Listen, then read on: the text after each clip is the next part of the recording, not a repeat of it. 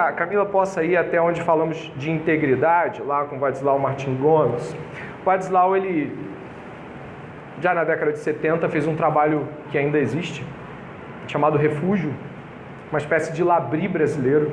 O Wadislau, ele tem um material muito vasto de aconselhamento bíblico, sexualidade e relacionamento. Vocês comprando o livro do Wadislau, vocês vão ver o quão rico é o que o Espírito Santo deu a esse homem ao longo da jornada. Eu usei um termo chamado integridade. Geralmente, quando esse termo integridade é aplicado em conceitos comuns, a pessoa é íntegra, parece que é de bom caráter, né? Nós não estamos usando o aspecto integridade como bom caráter ou coisas que são socialmente aceitas. A nossa terminologia para a integridade está ligada à ideia de unidade, de inteiro. Nós estamos conectados completamente. Então, o homem foi criado com nada separado, sem propósito ou deslocado do seu eixo em Deus. Integridade aqui é isso. É o oposto de desintegrar, né? Isso. Então, a gente vai trabalhar a ideia de integridade quanto à unidade. E mais à frente, quando falamos de queda, e aí eu retomo o aspecto da queda, nós vamos estar tratando de queda como esse desmembramento. Todos conseguiram perceber na fala do mestre da lei uma desintegração, uma desunidade? O que ele falava não era o que ele queria, não era o elogio mestre para Jesus, não era para chamar Jesus de mestre, estava tudo solto no discurso dele. Ele estava totalmente desintegrado. E isso é o que somos quando caídos. Nossa fala não se conecta com o que desejamos. Nós falamos coisas que não queremos dizer. Nós escondemos os motivos do coração para não aplicarmos isso e não sermos pegos com motivos vergonhosos. A queda trouxe esse grau de desintegração. Vocês lembram, ao passar pela sua mente de Gênesis capítulo 3, quando Deus já vai dizer que vai acontecer uma desintegração. A primeira coisa que acontece ali é de que o homem chega, a culpa é dela. Você está separando dela ali naquele momento. E ela vai dizer, não, a culpa não é minha, a culpa é da cobra. E não tem, todo mundo ali não tem culpa. E todo mundo sabe que é culpado. Percebe que Adão sabe que é culpado, mas culpou ela. Ela sabe que é culpada, mas culpou a serpente. Incrivelmente, essa dança trinitária se tornou uma dança da vergonha, da culpa, da fuga. Nós começamos a processar isso como um artifício normal. A primeira coisa que eles olham para si mesmos é se veem em luz e têm vergonha. A sexualidade foi afetada. Era algo completamente normal, simples, pacífico, algo correto e digno. Para eles agora se tornou um motivo de vergonha, que é para muita gente ainda. Cristãos têm vergonha de falar de sexualidade. Cristãos têm vergonha de falar de sexo. Cristãos têm vergonha de falar sobre coisas das quais Deus criou. Isso nos mostra claramente que nós não estamos querendo que a Trindade seja realmente o motivo básico de todas as realidades nossas. Então, estamos sem Deus, desintegrados. Passando à frente, nós teremos a terceira categoria de pensamento que o Wadislau traz, né, no livro dele, Corações e Sexualidade, que é a redenção. Graças a Deus, porque do jeito que estavam não dava para ficar. A redenção, ela vai trazer essa realidade de Deus de volta para nós. Deus redime a humanidade. Desde a eternidade, Deus preparou a redenção da humanidade com o propósito de fazer convergir todas as coisas em Cristo Jesus e unificar nele toda a sua obra de verdade e amor. Ele morreu pelos nossos pecados, ressuscitou após 3 dias e subiu aos céus num corpo glorificado, deixando sobre nós o seu Espírito. Colossenses 1:20 fala sobre isso.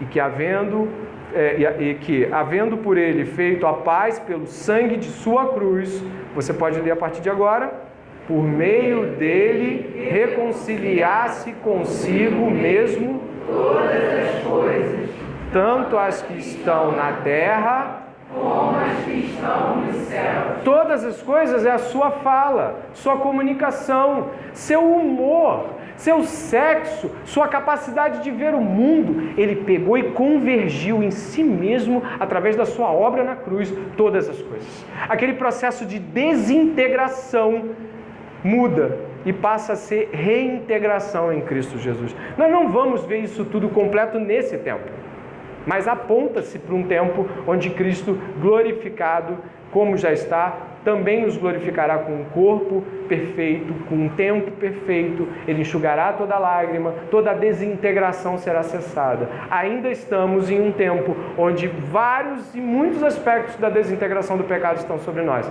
Nós mesmos, que muitas vezes estamos sobre a égide do cristianismo, dizendo, poxa, eu entendi Jesus, agora estou sobre Jesus, aí o bem que nós queremos nós não fazemos, mas o mal que nós queremos está sempre à nossa porta para que façamos. A gente está o tempo todo se dividindo.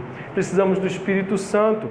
A obra de Cristo na cruz foi uma obra de convergência, uma obra de reintegração, reconciliação, diria Paulo na Epístola aos Coríntios.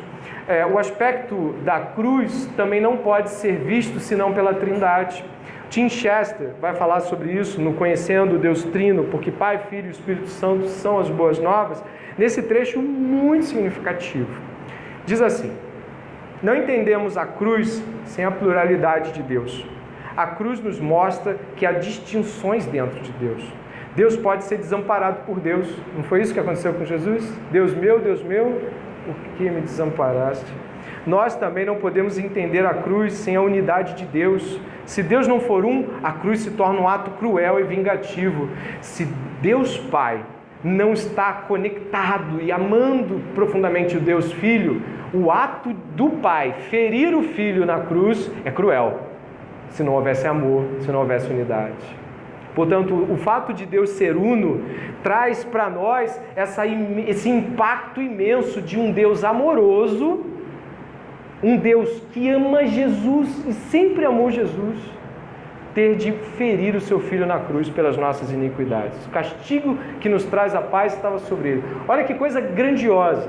Poderíamos esperar que um pai cruel, um pai que desdenha do seu filho, lhe aplicasse torturas. Já vimos esses casos terríveis na televisão.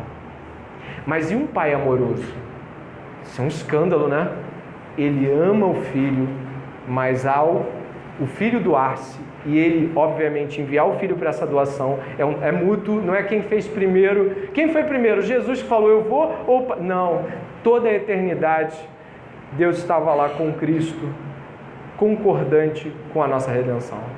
E o Pai esmagar o seu Filho na cruz, amando-o profundamente, torna a cruz ainda mais grave, torna a redenção ainda mais brilhante, profunda e escandalosa.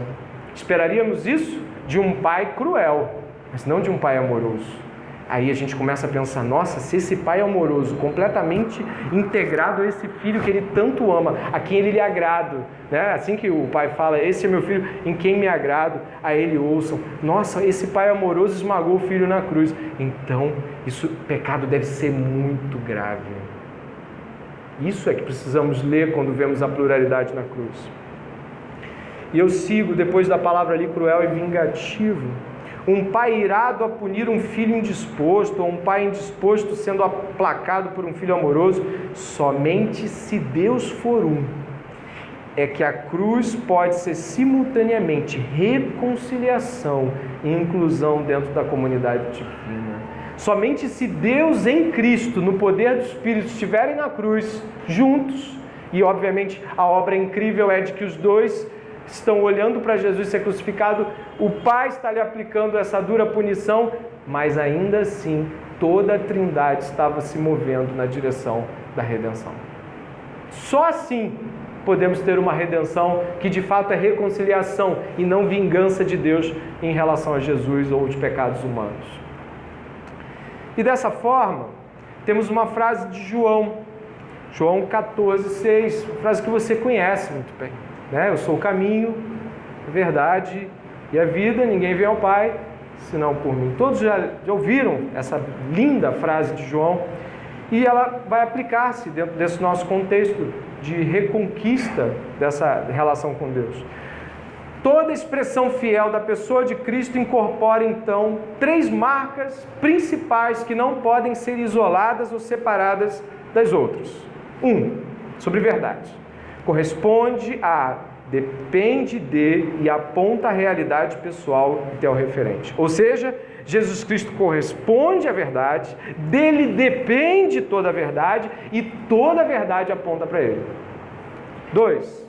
Impulsiona aquele que a recebe em direção ao Criador, dando acesso a ele. Jesus Cristo é a verdade, é a realidade última, toda a verdade aponta para Jesus Cristo, toda a verdade vem de Jesus Cristo, toda a verdade depende de Jesus Cristo e ele é o único que pode nos apontar para o Pai. E 3, tem como alvo a vivificação daquilo que está morto, seco e em desintegração. Jesus une-nos ao Pai, nos une ao Pai. E daí a gente parte para aspectos que podem nos ser mais práticos. Como se relacionar corretamente. E é aí que nós vamos desenvolver esse pensamento trinitário. De que modo a Trindade se relaciona com esses aspectos. Eu vou usar 3 autores, ou 2 mais precisamente. C.S. Lewis e Dietrich Bonhoeffer. C.S. Lewis, autor de Crônicas de Nárnia, Perelandra, Carta de um Diabo ao Jovem Aprendiz. O C.S. Lewis era ateu. As pessoas que conhecem um pouquinho da história dele sabem que ele era um ateu, se converte ali na casa dos 20 para os 30 anos e se torna uma expressão cristã na literatura de forma grandiosa, nos anos 30, 40, 50, morrendo na década de 60. C.S. Lewis, um autor brilhante. E Dietrich Bonhoeffer foi um mártir cristão. Dizemos assim porque ele morreu nas mãos de Adolf Hitler. Pouquinho antes da Segunda Guerra terminar, Dietrich Bonhoeffer ele retorna à Alemanha, mesmo depois de ter saído, e ele volta para plantar igrejas, fazer seminários e discipulado com pastores. Ele é autor de livros famosíssimos, como o próprio Vida em Comunhão, que vamos usar, Discipulado, um livro que muita gente já leu também, dentre outros. O C.S. Lewis vai ser o nosso primeiro autor que nos vai apontar para um aspecto trinitário que deve reger nossas relações. Eu acho que se tem um aspecto que ninguém nega, é de que a Trindade se ama. A Trindade ama um ao outro. Então, nesse primeiro ponto, eu gostaria de trabalhar os 2 modos perceptivos no qual a Trindade se relaciona em amor. O amor dádiva e o amor necessidade. Eu tive a oportunidade de dividir esse tema com outros aqui, que são pessoas com quem caminho mais perto. Mas, obviamente, outros ainda não tiveram essa oportunidade. C.S. Lewis vai discutir o aspecto do amor. Jesus é o Filho amado do Pai. A gente sabe disso porque o próprio Pai fala naquele momento onde Jesus é batizado no Rio Jordão. Há amor na Trindade. A Trindade ama-se mutuamente. Logo, cremos, e eu vou ser bem devagar para que possamos juntos fazer isso, cremos que se a Trindade é o objeto de observação e imitação relacional, a gente está imitando a Trindade, e a Trindade se ama, nós precisamos amar como a Trindade. É uma lógica muito simples. Devemos amar como a Trindade. Não devemos amar como os filmes nos orientam, como a TV nos orienta, como a nossa própria experiência pessoal nos orienta. Devemos amar segundo a Trindade. O texto utilizado para nossas escrituras é João, a primeira carta, capítulo 4, versos 7 ao 11, onde diz assim: Amados, amemo-nos uns aos outros, pois o amor procede de Deus. Aquele que ama é nascido de Deus e conhece a Deus. Quem não ama não conhece a Deus. Por quê? Porque Deus é amor. Foi assim que Deus manifestou o seu amor entre nós. Olha só, olha como Deus revelou o seu amor. Preste atenção, eu costumo brincar explicando esse texto, que esse texto é uma sistemática do amor, é uma teologia sistemática do amor. Deus vai explicar amor para a gente, como é que Ele revelou o amor. Foi assim que Deus manifestou o seu amor entre nós. Ele enviou o seu Filho unigênito ao mundo, para que pudéssemos viver por meio dele. Nisto consiste o amor, olha só, uma conceituação de amor. Não em que nós tenhamos amado a Deus, mas em que Ele nos amou e enviou o seu Filho como propiciação pelos nossos pecados. Amados, visto que Deus assim nos amou, pode ler. Nós também devemos amar uns aos outros. Primeiro ponto. Deus ama e ama de tal forma que não necessita de que o outro lado responda com amor. O amor de Deus, tal como é uma dádiva que não exige de que a outra pessoa responda para que aquilo seja amor. Então nós já temos um primeiro ponto aqui. Dizer que ama alguém é dizer que você vai na direção de alguém com boa vontade, com bondade, com oferta e não está esperando resultados visuais no rosto, não está esperando que a pessoa reconheça, não está esperando que a pessoa aplauda. E fora disso não é amor. Isso já rebaixa 90% do que a gente faz em nome do amor, não sendo amor. As reações que nós esperamos das pessoas, e a gente vai ter um momento aqui para falar dessas reações, lá no final. Mas as reações que as pessoas fazem para nós e nos paralisam na direção delas, ou seja, nossa, eu fiz isso e a pessoa respondeu brutalmente, foi indiferente, achou que era besteira o que eu estava dando. Presta atenção, se você para de fazer, se você já a partir daí faz com outra disposição de espírito, se você a partir daí faz, mas já querendo não fazer, não era por amor que tu fez. Olha que grave isso. Amor é quando eu vou, estou repetindo porque tem gente anotando, né? Amor é quando eu vou na direção de alguém com boa vontade, com oferta e não exijo nada em troca. E por não exigir, isso não me impede que eu continue fazendo. Ficou claro? E como Deus expressa a dimensão desse amor, que é bem legal da gente também ressaltar. Se nós entendemos o modo, eu acabei de dizer o modo, nós precisamos entender também a dimensão. Deus deu o seu Filho único. Deus deu aquilo que lhe é mais precioso. Significa que o amor é dar de si mesmo.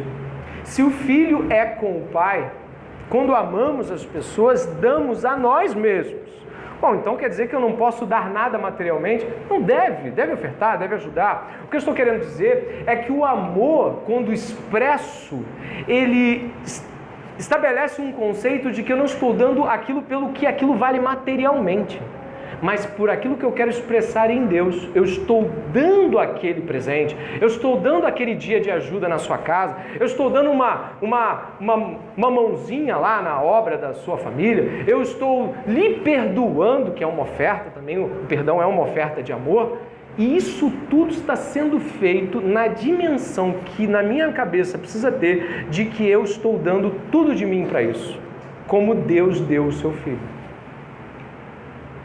Amor precisa ser custoso. E precisa porque de fato é. O amor de Deus lhe custou absolutamente tudo que era mais precioso a Ele. Portanto, ponto 1. Amor não exige troca para ser. E não pode ser paralisado pela reação alheia. Ponto. Amor precisa ser algo que de fato seja integralmente ligado àquilo que você tem como valor. É interessante que muitas vezes nós damos coisas às pessoas. Nem sempre são coisas caras. Pode ser uma coisa simples, uma caneta, um pacote de biscoito. Às vezes a gente vai até o ponto para ajudar alguém numa companhia, a gente está dando tempo da nossa vida. Mas os cristãos, e aí eu me incluo, têm dificuldade de perceber que este ato precisa ser integral.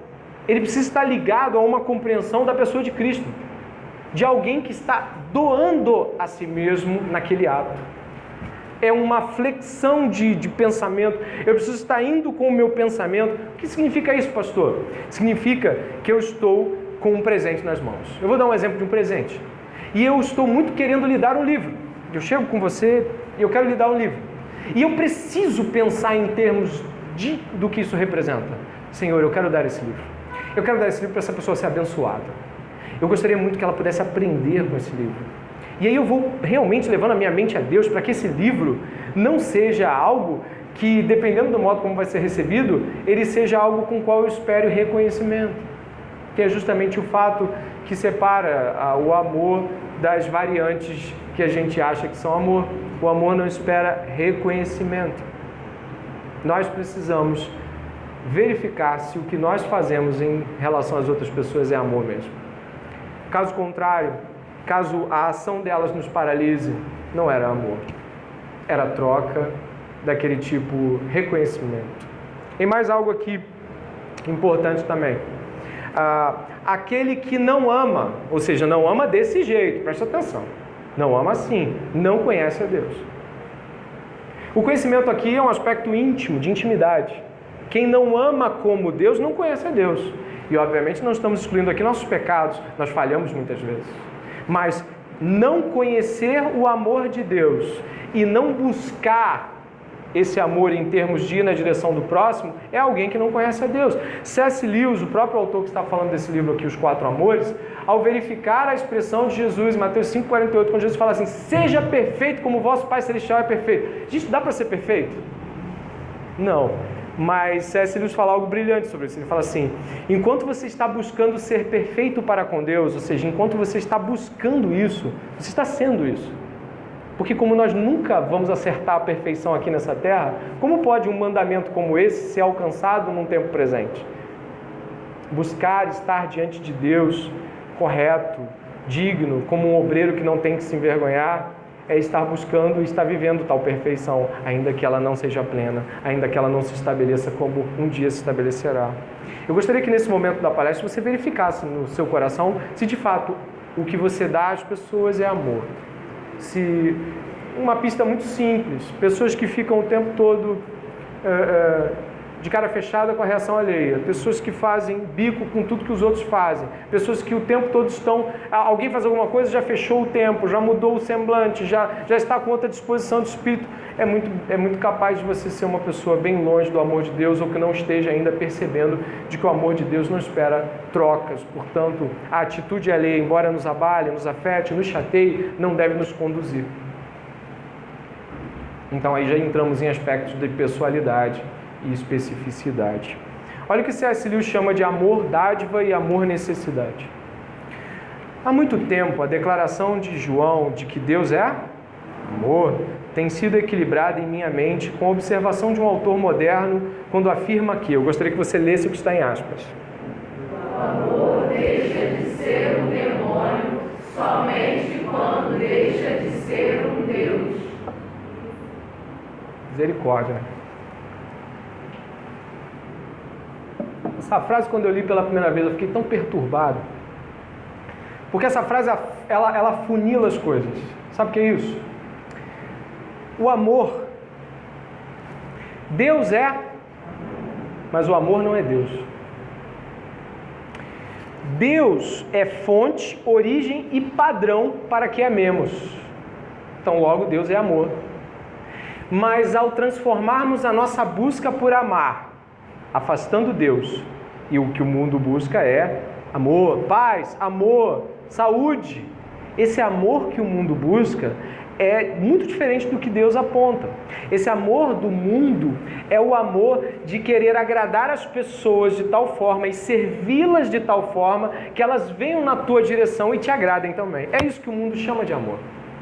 Você vai, você abraça, você serve, você ama, você faz tudo. E aí você espera o quê? Exatamente. E aí esse amor é Deus. Entendeu? Você pegou o amor e transformou ele num Deus. E essa frase é muito pertinente nesse sentido.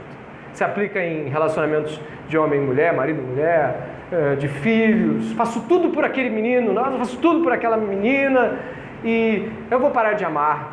Não, você nunca amou então. Pegou, deificou e a partir daí está construindo uma relação onde o amor é Deus. Isso, é claro, pode ser afirmado de outra maneira. O amor torna-se um demônio no momento em que se torna um Deus. Esse equilíbrio parece-me uma salvaguarda indispensável. Se o ignorarmos, a verdade de que Deus é amor poderá traiçoeiramente vir a significar para nós o inverso. Isto é, que o amor é Deus. A primeira distinção que fiz foi, portanto, foi entre aquilo que denominei amor dádiva e amor necessidade. Um exemplo típico do amor dádiva seria o amor que move um homem a trabalhar, a planejar, a guardar dinheiro para o futuro bem-estar da sua família, que ele morrerá sem ver ou desfrutar. Ele está tão preocupado de que as coisas possam servir a outros, que ele não está preocupado se lhe vai sobrar alguma coisa. Um exemplo do segundo amor é aquele que impulsiona uma criança sozinha e assustada para os braços da mãe. Ou seja, você já viu uma criança com medo de trovão, correndo para as pernas de um pai e uma mãe? Então, ele tem uma necessidade por receber o quê? Amor. É um amor que eu necessito. O amor dádiva é aquele que eu oferto sem a necessidade de troca. É o que Deus faz conosco. Deus oferta o seu amor e é amor mesmo que a gente não queira. Deus é bom mesmo quando eu não percebo que Ele é. Ele não deixa de ser bom. As coisas continuam cooperando para o bem e muitas vezes eu nem estou percebendo que Deus está me amando. Eu nem agradeci. E brinca-se, né? Eu já brinquei com essa frase aqui em pregações. Muitas vezes nós pensamos assim, será que conseguiríamos hoje conviver com aquilo que agradecemos a Deus ontem? Se vivêssemos hoje com o que agradecemos a Deus ontem, teríamos muito pouco hoje. Então Deus não para de fazer porque a gente não agradece. Ele ama. Ponto. Está resolvido. Não há dúvida sobre qual era mais parecido com o amor que é o próprio Deus. O amor divino é o amor dádivo. O Pai dá tudo que é e tem ao Filho. O Filho dá a si mesmo a si mesmo de volta ao Pai. E dá a si mesmo ao mundo. E pelo mundo ao Pai. E assim dá o mundo em si mesmo de volta ao Pai também. Por outro lado, o que pode ser menos parecido com qualquer coisa que cremos a respeito da vida de Deus, que o amor necessidade, ele não tem falta de nada. Olha que interessante. O amor necessidade, num primeiro momento, ele nos parece o quê?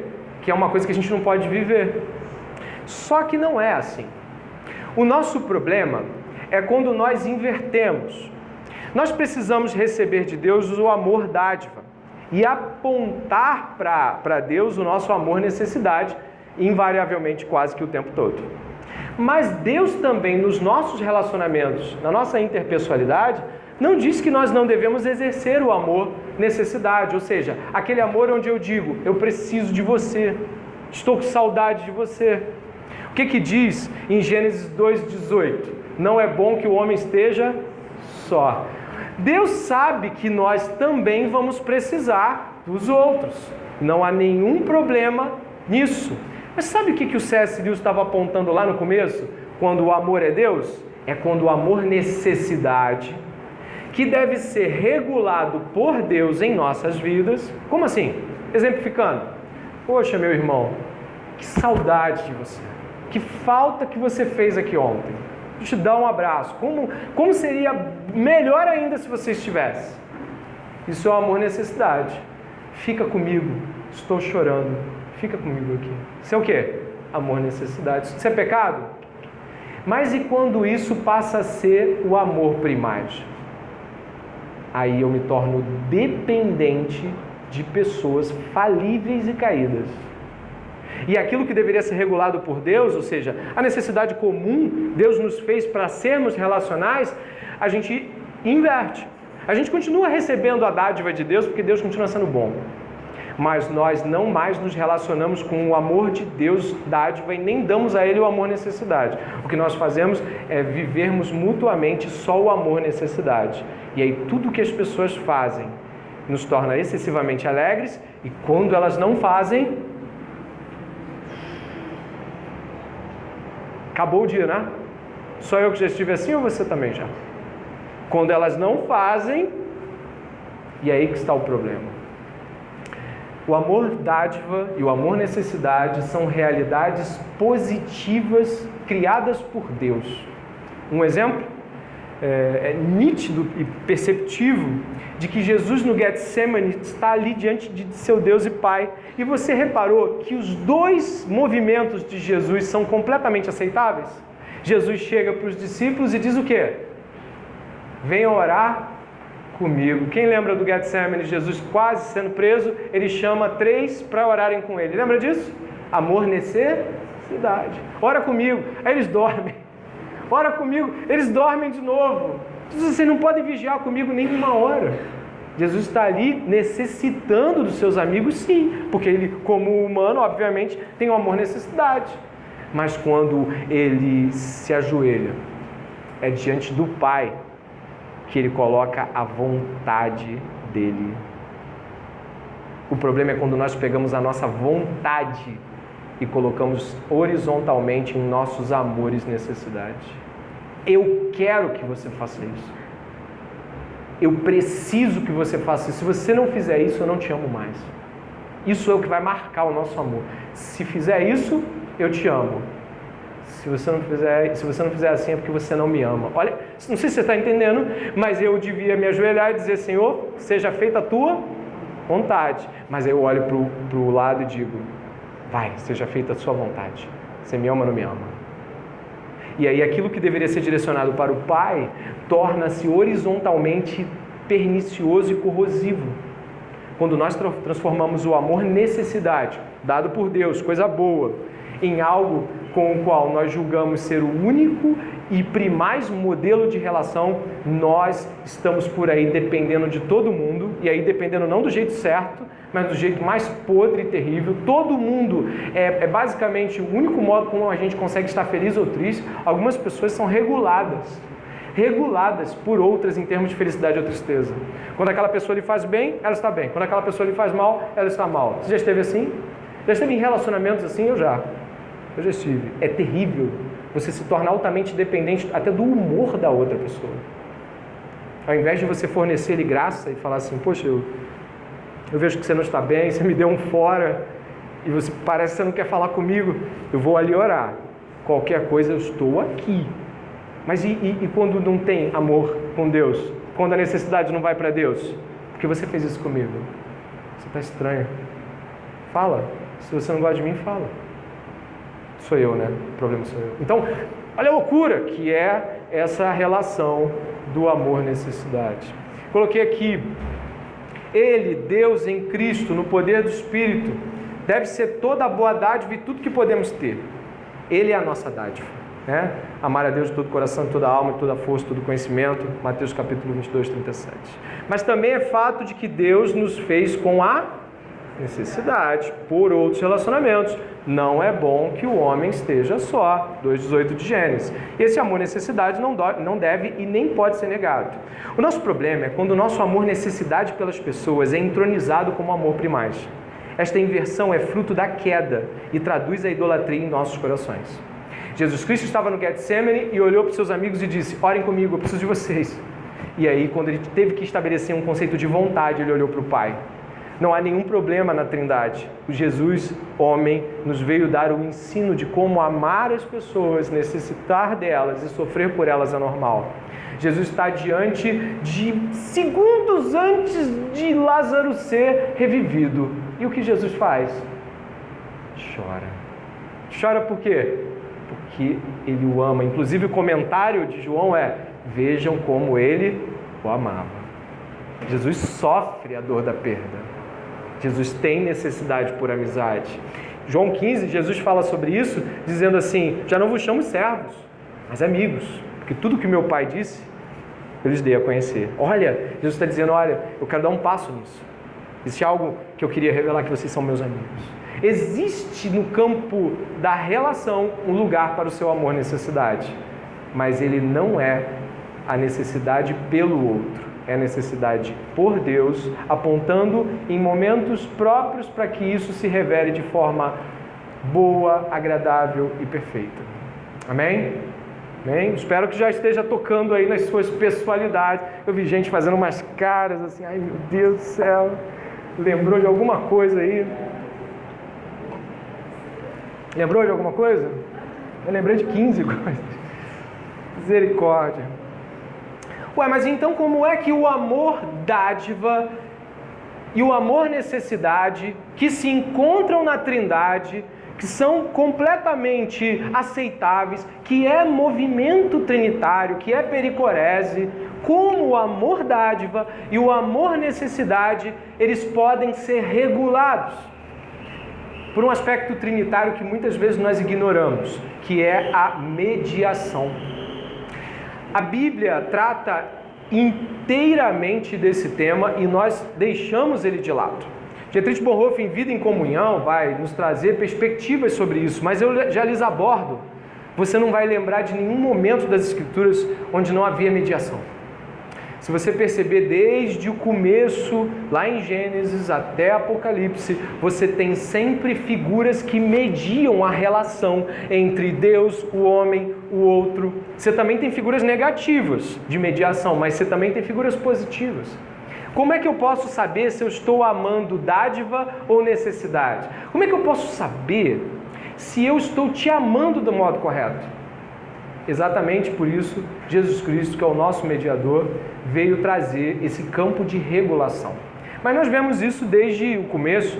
Por exemplo, em dado momento, a gente lembra de Moisés querendo fazer todas as coisas e chega um Jetro para falar assim, olha, acho que você está fazendo todas as coisas, mas algumas coisas podem ser melhores. Então Jetro lhe dá uma mediação ali com relação àquele povo todo. O próprio Moisés é mediador do povo para com Deus.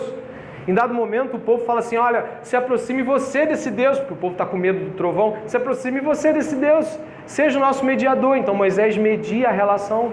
Arão, como sacerdote, também media a relação entre Deus, o homem, seus pecados.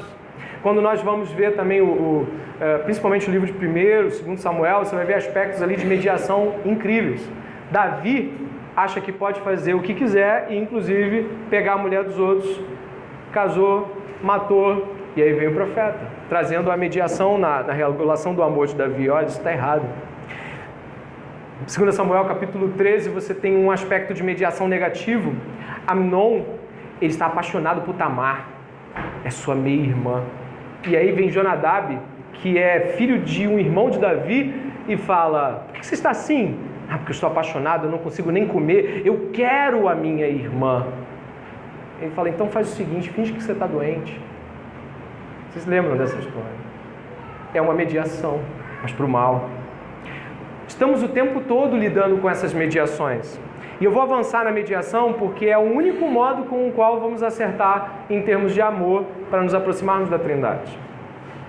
O Bonhoeffer, ele vai trabalhar a categoria de amor espiritual, ou seja, um amor ligado a Deus em Cristo, e ele vai chamar de amor anímico, que é alguma coisa como o amor humano carnal, aquele amor de sentimentos, aquele amor de ânimo. A palavra se conecta com ânimo, aquela coisa que vem de dentro de todo mundo, que acontece com gente caída, com gente como nós, salva ou não. Aquele que parte de uma pessoa para outra sem a mediação do Espírito Santo em Cristo. Repare nas frases do Dietrich Bonhoeffer e se identifique com aspectos do qual você vai ler. Talvez se possa mostrar com maior nitidez o contraste entre realidade espiritual e realidade anímica da seguinte observação. Dentro da comunhão espiritual, jamais e de forma alguma existe uma relação imediata entre um e outro, enquanto que na comunhão anímica vive um profundo anseio anímico elementar por comunhão, por um contato direto com outras almas humanas, tal como na carne vive o desejo de uma união imediata com outra carne. Esse desejo da alma humana busca a fusão total do eu com o tu, seja no amor ou, o que vem a ser a mesma coisa, na submissão violenta do outro sob a própria esfera de poder ou influência. Nesse ambiente, preste atenção, dependências, sugestões e escravidões humanas são tudo. E na comunhão imediata das almas se reflete em forma distorcida tudo que era propriedade original da comunhão estabelecida por Cristo. Vou lhes dar alguns exemplos. Já esteve diante de um casal de namorados que não está se comportando propriamente e já tentou falar com eles naquele momento onde eles estão mais unidos um com o outro? Eles não ouvem. É um para o outro de tal forma que é impossível, quase muito difícil que eles te ouçam. A mediação ali entra como se fosse um intruso. Me lembro disso quando estava casado com a minha esposa, era ímpio, quando era noivo, quando era namorado dela. Me lembro que uma pessoa foi tentar falar com a gente alguma coisa. A primeira sensação que eu tive quando alguém foi nos tentar aconselhar, eu e ela éramos fora de Jesus Cristo, mas era uma pessoa da igreja, eu lembro que a pessoa chegou perto de mim e olha só, eu acho que não está legal isso aqui que vocês estão fazendo. Cara, e o ódio, subiu um ódio profundo para a pessoa. Eu falei assim, o que ela está se metendo? Na minha felicidade, eu estou feliz, eu estou bem. É assim que nós sentimos. E eu vou dizer uma coisa, hoje com muita tristeza eu lembro desse fato e com vergonha. Mas a verdade é que não gostamos de pessoas mediando como devemos ou não amar umas às outras. Na verdade, nós nos sentimos até invadidos. Escondemos nossas mensagens de celular, tentamos fazer o máximo para que as coisas não fiquem nítidas para as outras. A gente não quer ser descoberto, a gente não quer mediação. Já tentou entrar num casal, na vida de um casal que não está se dando bem pela falha de um ou de outro? Já viu, às vezes, as ameaças que um faz para o outro? Não acredito que você vai falar de mim. Você vai falar de mim para aquele pastor? Porque existe realmente uma unidade anímica, de ânimo, ou seja, uma comunidade em um e outro ali e ninguém mais entra. Quando estamos falando sobre isso, ou como é que funciona essa relação? Quando Cristo não está lá, não há regulação. Quando Cristo não está mediando, nós nos sentimos invadidos quando pessoas querem falar sobre nossos relacionamentos mútuos. Já se sentiu assim? Já esteve diante disso? Não quero ninguém me regulando. Eu quero viver minha vida. E é tão difícil você entrar nessas pessoas porque, de fato, elas têm um compromisso consigo mesmas e com sua própria felicidade que obstrui qualquer articulação que você possa ter, a não ser por um milagre do Espírito Santo você consegue dar um conselho para aquela pessoa. Ela está cega. Tudo que você está fazendo é para tirar a felicidade dela, para tirar aquilo que ela conquistou com tanto suor, aquela intimidade que ela tem com aquela pessoa. Os antigos diziam, na briga de marido e mulher, experimenta não meter a colher. Experimenta o pastor não entrar e falar assim, o que está acontecendo? O amor anímico ao próximo, ele é capaz dos sacrifícios mais inauditos. Em dedicação ardorosa e êxitos evidentes, muitas vezes superior em muito o legítimo amor cristão. O amor anímico ama o outro por amor a ele. O amor anímico ama o outro por amor a ele. Sabe o que significa isso? Ele se ama, mas ele espera na expressão do outro o seu próprio amor. Ele está fazendo aquilo tudo para receber ele mesmo. E por isso é tão dominador, por isso é tão fechado. Por essa razão, o amor anímico procura o contato imediato com o outro. Ele não o ama em sua, pode completar, liberdade, mas como aquele que está preso a esse amor. Quer ganhar o outro, conquistá-lo por todos os meios, assedia o outro, mostra-se irresistível, dominador. O amor anímico cobiça o outro, sua comunhão, sua resposta de amor, mas não lhe serve. Já viu alguém enciumado? Misericórdia. Qualquer aproximação é um olhar de... não precisa ser nada, basta apenas se aproximar. Esse tipo de relação, botei até uma imagem aqui do próprio Pedro Dulce, no curso que fiz, não existe limite. Vou te dizer algumas coisas que talvez façam você lembrar de cenas do passado. Claro, eu tenho 39 anos, eu lembro de coisas que outros aqui não vão lembrar, mas vão fazer relações, certamente. Eu lembro que quando a Xuxa fazia sucesso pra caramba, o pessoal escrevia cartas com quilômetros pra Xuxa. E eu lembro que ela pegava isso no programa dela e as pessoas chegavam perto dela se tremendo. Mas por que isso? Porque o amor anímico idolatra o outro. Não existe nada entre ele e o outro. Então, tudo que ele tem, ele dá ao outro. Não existe ninguém dizendo, isso é demais. Isso é demais para você, você está fazendo demais. Essa pessoa, não, isso se dá a Deus. Ele não quer, afaste-se. É gente que é capaz de jogar pétalas para reconquistar alguém e nem sequer repensar, de um helicóptero, nem sequer repensar a relação. É gente capaz dos mais loucos desafios de demonstração amorosa, sem sequer pensar assim, será que isso é demais?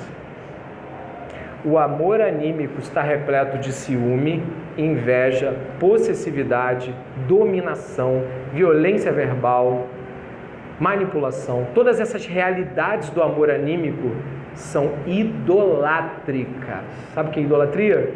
É um para o outro sem mediação. A própria Trindade sempre nos ama mediando. Eu costumo falar isso. Deus amou o mundo, completa o texto 3,16, de tal maneira que deu... peraí, ele amou o mundo e colocou o Filho como mediador disso. E aí Jesus amou a igreja, né? E aí ele deu o Espírito. A própria Trindade nos ensina que o amor carece de mediação. Deus amou o mundo e enviou o Filho. O Filho amou a igreja e enviou o Espírito. E a igreja, ou nós, ou aqueles que se propõem a ser reflexos da Trindade, também precisam amar e carecem da mediação dos outros. Carece de que alguém entre e fale, cara, em nome de Jesus, vamos ler uma Bíblia aqui, tem coisa errada no seu relacionamento. O modo como você trata seus filhos, eu já estive diante de pais enfurecidos, porque eu critiquei o modo como tratava seus filhos. Eu falei assim, olha, você está estragando o seu filho. Eu me lembro que eu não tinha filho na época.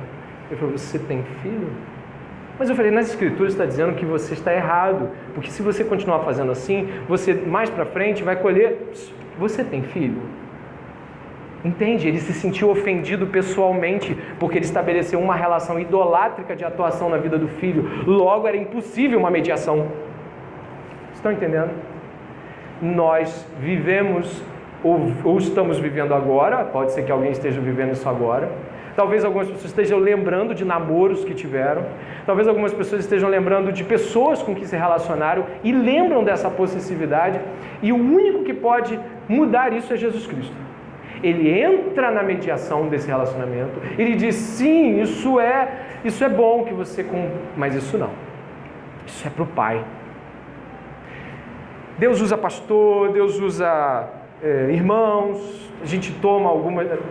Os irmãos aleatoriamente são usados por Deus de uma maneira tão brilhante em nos apontar nossas idolatrias relacionais. É incrível isso. E nós não somos assim apenas com pessoas, nós somos assim com programas de TV, nós somos assim com trabalho, nós somos assim com tudo que não tem mediação. Tem gente que não toma conselho para nada. Você acha que minha relação com o meu trabalho é idolátrica? Tem gente que nunca se fez essa pergunta. Precisamos redimir nossos relacionamentos. A começar que Jesus nos medie, que Ele use pessoas que entrem em nossas vidas, abrindo uma Bíblia no meio dessa confusão e nos resgatando, porque a Trindade ama por mediação. Está indo aí? A Trindade ama por mediação. Eu e minha esposa somos felizes. Tudo bem, por que você não senta com o seu pastor e fala dessa felicidade? Não há necessidade, né? Estamos bem. Sim, mas fale um pouco mais sobre isso. Nós escondemos muitas coisas, porque na verdade idolatramos muitas coisas. Mas não há nada que esteja oculto que não venha a ser descoberto. E a palavra de Deus quer trazer luz ao seu coração hoje. Se aconselhe. É muito difícil quando não ouvimos as pessoas. O próprio Davi, não sei se vocês lembram dos casos onde Davi não ouviu. Joabe, Davi não faça o censo. Davi não faça o censo. Davi não fez o censo. E o que aconteceu? Muita gente morreu por conta de um ato pecaminoso de Davi. Nós estamos diante da oportunidade trinitária da mediação dos nossos relacionamentos. Isso vai nos custar alguns aspectos, como, por exemplo, a nossa vida íntima, às vezes é tão íntima que nem Deus está lá. É tão íntima que a gente não é capaz de falar assim, olha, eu tenho um problema com pornografia. Tem gente que geme para falar algo sobre a vida sexual, mas não quer que ninguém saiba e continua num ciclo de pecado idolátrico. As dificuldades que a gente tem às vezes de, por exemplo, aconselhar as pessoas tem a ver com o fato de que o ídolo fornece algum nível de prazer. Você sabe disso. E muitas vezes é um prazer que você não quer perder também. É um tipo de controle sobre a relação. E você sabe que quando Cristo entrar, você perde o controle, né? Você sabe disso. Quando Cristo entrar como mediador, acabou o controle. Agora é Ele. E a gente não quer perder o ídolo. A gente não quer perder a relação que a gente gosta. E o que nos impede de devorar os outros, né? O amor espiritual, porém, procede de Jesus Cristo. Serve somente a Ele e sabe que não tem acesso imediato ao outro. Entre mim e o outro está Cristo. O que é amor ao outro, eu não sei. Já por antecipação, com base na concepção geral de amor, concebida por meus desejos anímicos. Tudo isso pode muito bem ser ódio e a pior forma de egoísmo perante Cristo. O que é amor, só Cristo nos dirá por sua palavra. Uma vez eu estava diante de um aconselhamento daqueles que tu fica assim, será que a pessoa não percebe? Um jovem estava se aproximando de uma outra, isso há muitos anos atrás, uns 5, eu acho. E eu falei assim, cara, a moça é jovem ainda, ela acabou de entrar na igreja, ela tem 6 meses de fé, eu acho que você deveria se afastar dela. Ele falou, pode deixar. Deu 3 semanas, um já estava orando pelo outro, sem mediação. Aí o que aconteceu? Ele se casou com ela com 18 anos de idade. Aqueles que lembram dessa história ficaram horrorizados. Eles estavam no ensino médio, não tinham nem lugar para morar, alguns estão balançando a cabeça, eu lembro. E eu falei assim, cara, por que o cara não ouve? Porque ele está fechado no seu ídolo. Gente fechada no ídolo não vai ouvir. Só um milagre. Só um milagre para Cristo mediar. A comunhão cristã é comunhão... Você pode ler esse trecho comigo? A comunhão cristã é comunhão por meio de Jesus Cristo e em Jesus Cristo. Não há comunhão cristã que seja mais ou menos que isso. Quer se trata de um encontro breve ou de uma comunhão durante anos. A comunhão cristã é somente isso. Pertencemos uns aos outros tão somente mediante e em Jesus Cristo. Fantástico esse trecho. Sim, é sua esposa, mediante a Cristo. É sua namorada, mediante a Cristo. É seu filho, mediante a Cristo. É seu trabalho, mediante a Cristo. O que significa mediante a Cristo? Nas regras dele. Nada é seu, nem o seu corpo é seu. Em 1 Coríntios fala que o corpo é do Senhor. Tudo é mediado por Cristo, porque Ele trouxe essa mediação para nós. Então, ponto 1, a gente está caminhando para o fim, faltam 20 minutinhos aí para terminarmos. Eu sei que é uma palestra longa, mas acredito que a densidade do assunto leve à necessidade de não corrermos. Amor, necessidade e amor, dádiva são problemas? Não, só se foram mediados por a gente, aí é problema. Mas se estivermos com Cristo, estivermos abertos aos conselhos das pessoas em Cristo, estivermos abertos à interferência de outros nas nossas vidas em Cristo, aí dá para você dizer, estou com saudade, dá para você dizer, preciso de você na minha vida, você é importante para mim, sem que isso seja idolatria, só em Cristo, só mediado, fechado não dá. E a Trindade é suficientemente aberta para nos fornecer um padrão de relação. O tempo todo você vê a Trindade falando uma para outra em termos amorosos, mas em nenhum momento você vê a Trindade amando, entre aspas, dominando por poder. Se você não fizer isso, você não é meu filho. Espírito Santo, se você não fizer isso, eu não tenho parte contigo. Ameaças relacionais nunca vão traduzir amor. Graça e fé. Eu volto aqui para o Vadislau Martim Gomes, nesse livro Coração e Sexualidade, editora Monergismo. Você compra sem susto, tranquilo, você vai gostar do livro todo. Eu peguei o livro emprestado de uma irmã, ela está com risco de não receber. Não, ela vai receber sim, ela está rindo, mas ela vai receber de volta. Vamos aos conceitos aqui de graça e fé. Já trabalhamos com amor, mediação e agora graça e fé. Graça é o modo imerecido como recebemos de Deus suas bênçãos. Ou seja, Deus é gracioso. Fé é o modo com o qual devemos responder a isso. Como assim? Deus amou o mundo de tal maneira que deu o seu Filho. De que modo respondemos à oferta de Deus para termos comunhão com Deus? Fé. Olha que interessante. O amor vai ser amor mesmo que você não receba. Amém? Está indo? Mas para que haja comunhão, deve haver uma resposta de fé. Olha que interessante. Eu amo e se você responder com fé, temos comunhão. O que é a fé? Como respondemos com fé à oferta de Jesus? Com submissão. Amamos, Ele nos doa E a resposta é: estou submisso a ti. Eu coloquei 2 exemplos aqui. O primeiro, que eu acabei de citar, e o segundo, mas eu começo lá do alto. Ambas, graça e fé, estão intimamente ligadas com 2 palavras correspondentes nas Escrituras. O amor, que é graça de Deus, dar, ofertar-se, e a submissão, resposta obediente e correspondente à oferta. Quando a graciosa oferta não é correspondida por uma fé submissa, quebra-se a comunhão. Efésios capítulo 5, verso 22, diz assim: de que o homem deve amar a sua esposa como Cristo amou a sua igreja e a si mesmo se entregou por ela. E a esposa, como ela deve responder a isso? A esposa deve ser submissa ao marido como ao Senhor. Por quê? A única resposta possível à oferta é a fé em submissão. É maravilhoso perceber isso. E isso não é apenas no aspecto que tange marido e esposa. Não é. É a vida da gente assim. Um exemplo, a gente está tentando expandir isso para mostrar como é. Não, um exemplo. Eu não falei para vocês que amor, eu falei não, as escrituras, 1 João capítulo 4, versos 7 a 11. Que o amor é uma dádiva que não espera receber. Amém? Até aí foi todo mundo. Mas e para que haja comunhão? Como eu devo me comportar? É diferente. Eu lhe dou um presente. Eu dei o presente para você. Você fez assim, pô, obrigado, valeu. Poxa, é um trabalho, né? Tanta coisa envolvida, né? E tá tudo bem? Deixou de ser amor o meu gesto? Não. Dói um pouquinho, a gente segue. Mas e se a pessoa respondesse com fé? Poxa, eu não acredito que você fez isso. Nossa, que trabalho, que maravilha, coisa linda. Não sei, pô, se eu te dar um abraço, essa resposta de assentimento, de positivo à oferta, gera o quê? Comunhão.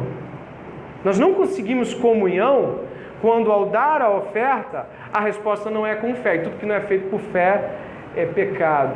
Onde chegamos nisso? Onde estamos apontando para isso?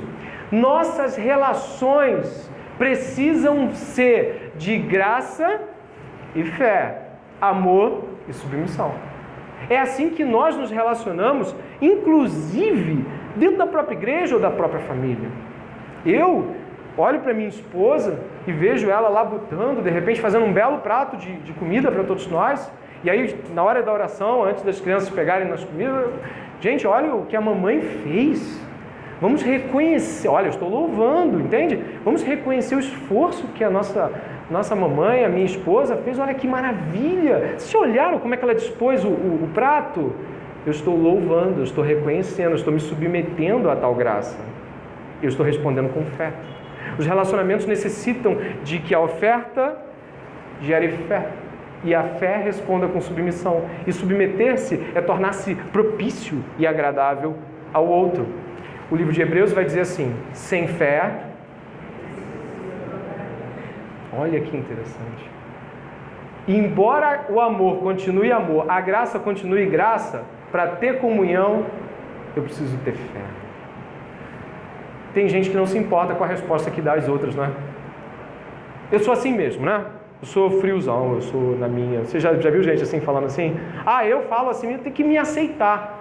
Isso nunca vai gerar comunhão. Isso nunca vai gerar fé e recebimento à dádiva.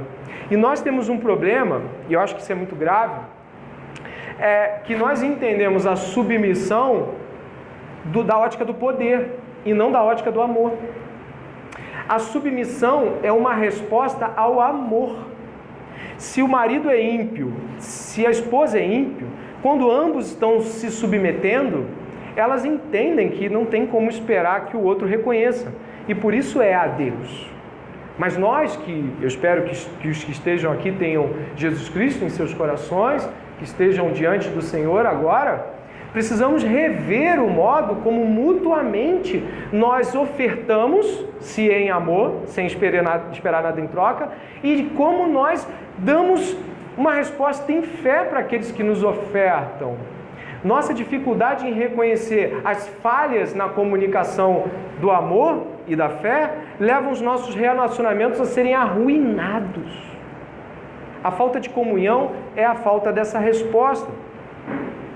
Dê uma olhada em João 17, 5 a 10 novamente. João está sendo usado aqui como tema básico, tema máter. E agora, glorifica-me tu, ó Pai, junto de ti mesmo, com aquela glória que tinhas contigo antes que o mundo existisse.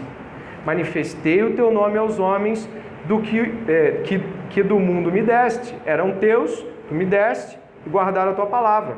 Agora já tem conhecido que tudo quanto me deste provém de ti, porque lhes dei as palavras que tu me deste, e eles a receberam, e têm verdadeiramente conhecido que eu saí de ti, e creram que me enviaste. Eu rogo por eles, não rogo pelo mundo, mas por aqueles que me deste, porque são teus.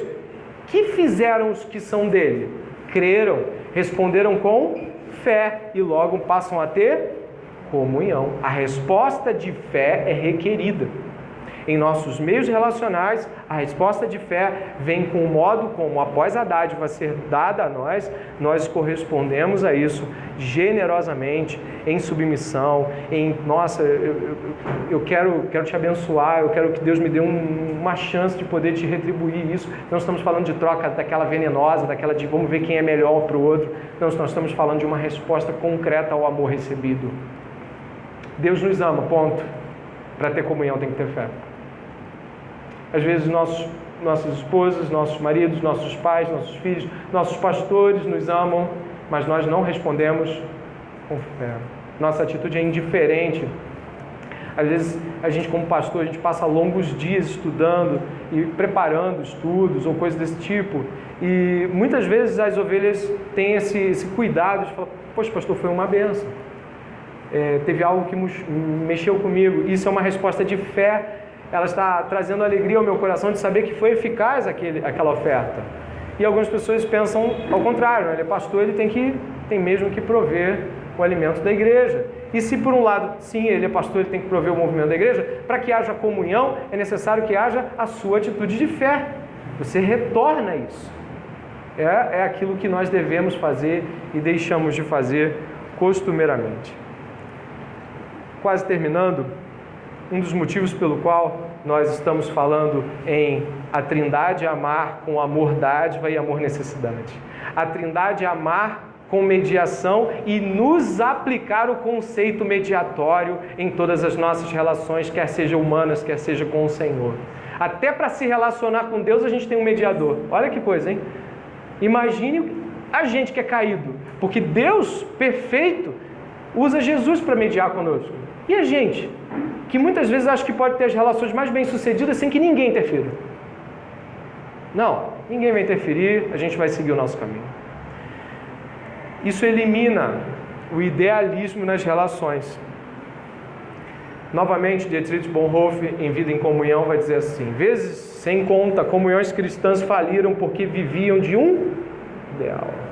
Em sua imensa graça, Deus não permitirá que vivamos nesse ideal, nem mesmo por algumas semanas, que nos entreguemos àquelas experiências embriagadoras e a essa euforia que nos assalta como um êxtase.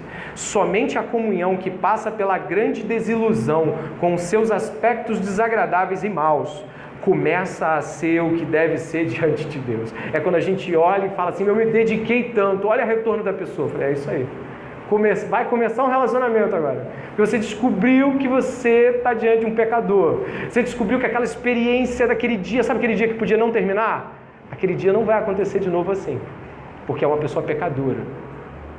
Deus deu graça para aquele dia ser muito feliz. Mas se você continuar se embriagando com a felicidade daquele dia, vai acabar idealizando um relacionamento. Diz aí mais à frente: começa a ser o que deve ser diante de Deus. Começa a apossar-se na fé da promessa que ela tem. Deus odeia as fantasias, pois elas tornam o indivíduo orgulhoso e pretensioso. Quem concebe uma comunhão idealizada exige de Deus, dos outros e de si mesmo o cumprimento dessa visão. Conduz-se como se tivesse que criar a primeira comunhão cristã, como seu ideal visionário fosse unir os homens. Claro que não. A comunhão cristã, em primeiro lugar, é nos unirmos a Deus em Cristo. E então os homens estão nesse segundo ponto. Tudo que não transcorre. Olha como é que é uma pessoa que vive um amor-necessidade idolátrico, o amor anímico idolátrico. Olha isso agora.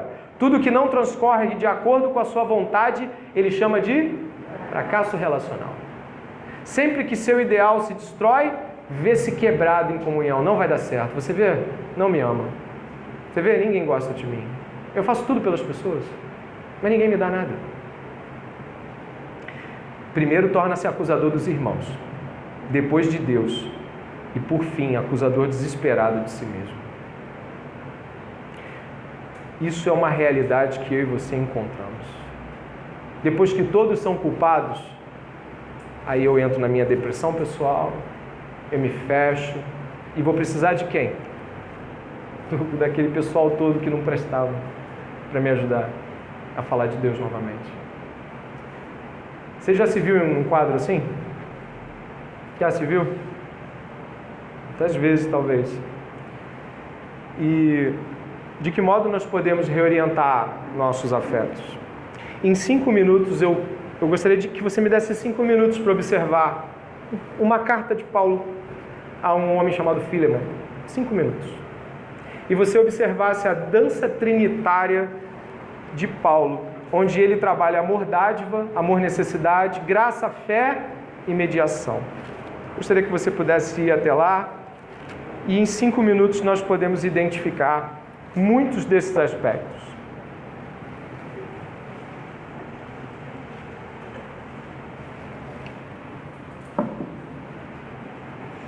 Vamos lá? Amém?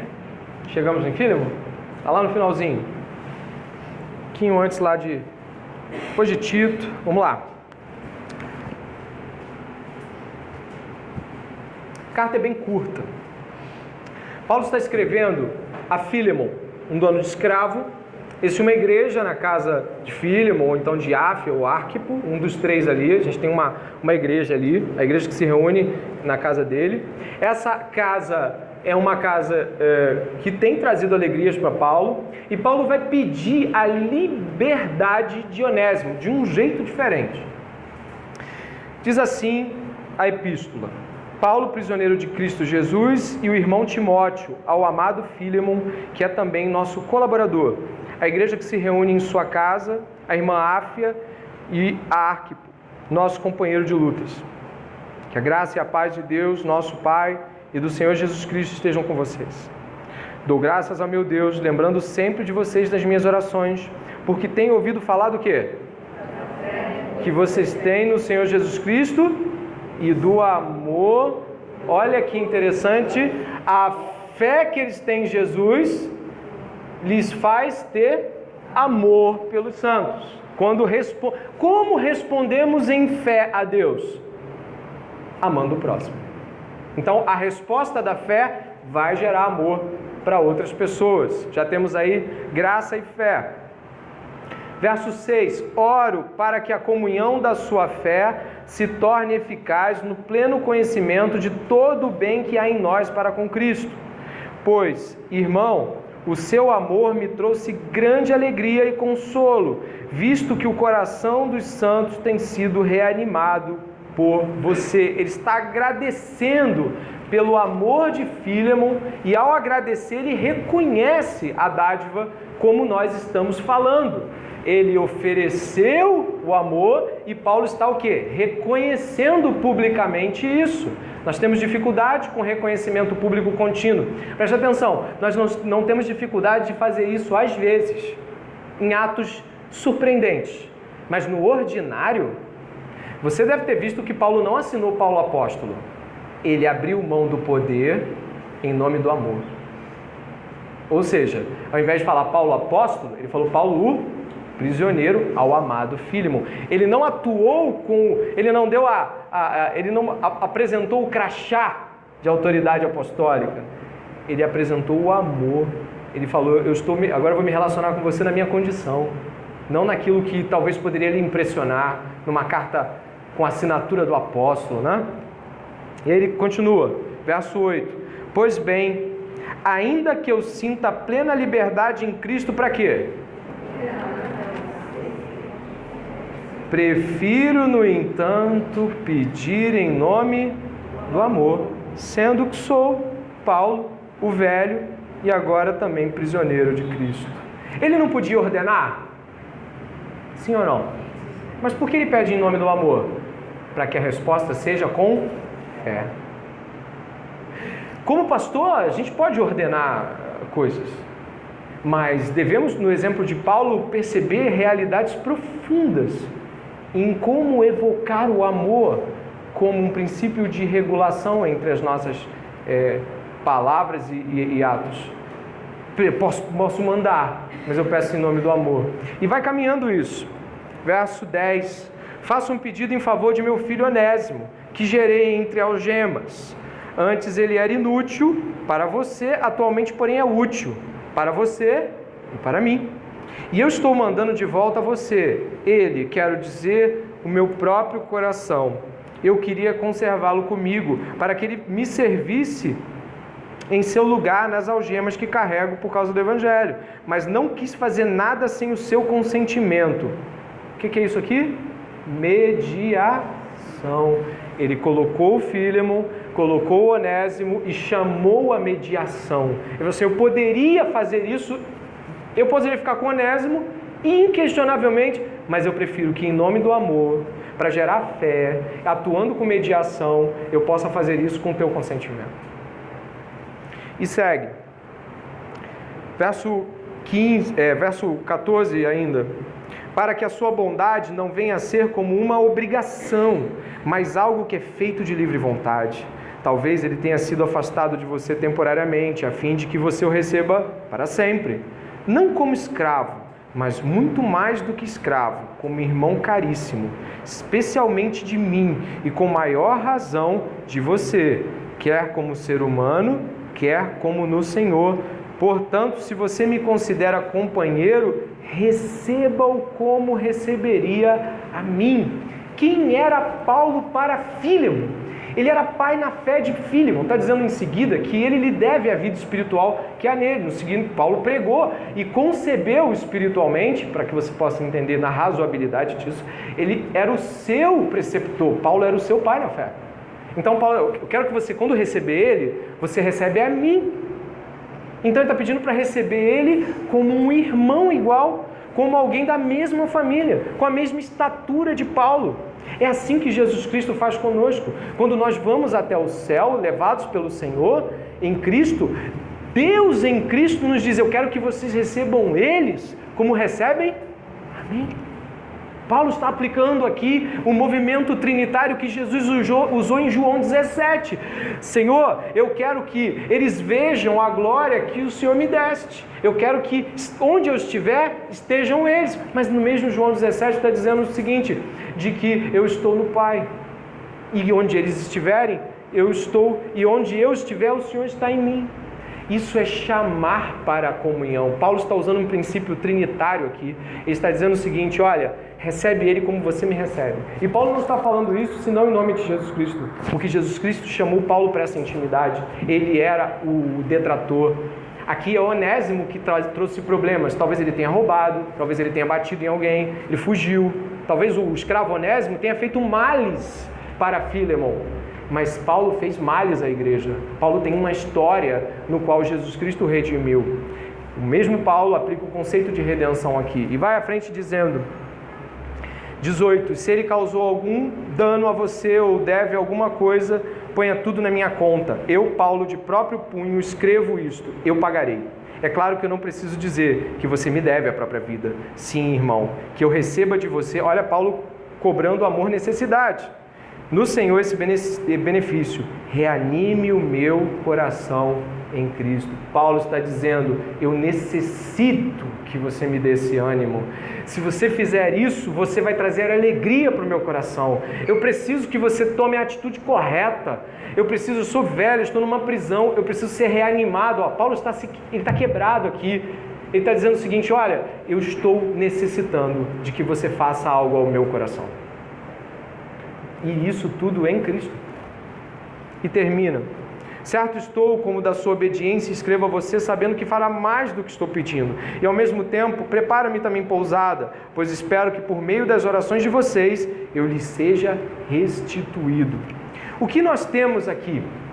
Nós temos um apóstolo trinitário. Ele entende muito bem que o amor de Deus na vida dele, o amor do Pai em Cristo Jesus, é um amor mediado. Então ele age com mediação. Ele reconcilia as partes envolvidas, mesmo que lhe seja perda pessoal. Mesmo que ele tenha que pagar com o próprio punho, ele escreveu ali, eu pago. Então nós estamos diante de um movimento trinitário. Repararam que essa é a única carta pessoal de Paulo? Como assim? Ela não é uma carta tratando de assuntos eclesiológicos. Ela não é uma carta treinando Timóteo ou Tito. É uma carta pessoal. É uma carta que nós já enviamos para tratar de assuntos cotidianos. Mas Paulo é completamente trinitário no seu tratamento. Paulo está ali diante do amor-necessidade e deixa bem claro, eu preciso. Mas deixa também claro assim, eu podia mandar, mas eu prefiro em nome do amor, porque você vai responder com fé e vai ser comunhão para nós. Se eu mandar, vai quebrar a comunhão, porque eu vou mandar, você vai fazer porque eu estou mandando, e aí não tem comunhão, tem ordem. Então eu estou pedindo em nome do amor, para que você responda com fé. E eu estou entregando ele de volta, porque eu sei que eu podia ficar, mas pela mediação que eu entendo que Cristo faz em favor de nós, eu também necessito nesse momento de que você seja informado. Essa linda carta, que poderia ser explorada muito mais do que nós fizemos aqui, nos mostra que as nossas relações cotidianas podem e devem estar repletas de mediação. Não estou conseguindo resolver com ela? Me ajuda aqui. Eu estou falando isso. Ela está falando aquilo. Vem aqui. Me ajuda. A gente não está se entendendo. Isso é o quê? Eu entendo. Eu necessito de mediação. Eu preciso de você, meu irmão. Amor, necessidade. Eu preciso só de você e nada mais. Se eu tiver você, está tudo certo. Idolatria. Olha como nós podemos ler a Trindade já num breve estudo de tarde de sábado. Se fôssemos mais profundos, certamente encontraríamos outros caminhos e mais caminhos e mais caminhos. Mas acredito que, com a graça de Deus, nós tenhamos nessas as considerações finais. Vamos aos finalmente. Fomos criados por um Deus triuno. Você completa a frase. Somos teorreferentes, somos análogos a Deus. Após a queda, ficamos sujeitos ao quê? A desintegração da morte em todas as áreas e com tudo ao nosso redor. Precisamos imitar a Deus em Cristo para que sejamos reintegrados a Ele e possamos, unidos em espírito, ter coerência dentro de nós mesmos. Precisamos subordinar nosso amor, necessidade a Deus e oferecer aos outros nosso amor como dádiva. Necessitamos da mediação de Cristo em nossas relações, do contrário, buscaremos ter afetos saciados no outro. Devemos viver nossas relações em graça e fé, amor e submissão. Deus abençoe cada um de vocês. Eu espero que o Senhor tenha aplicado sua palavra na vida de cada um.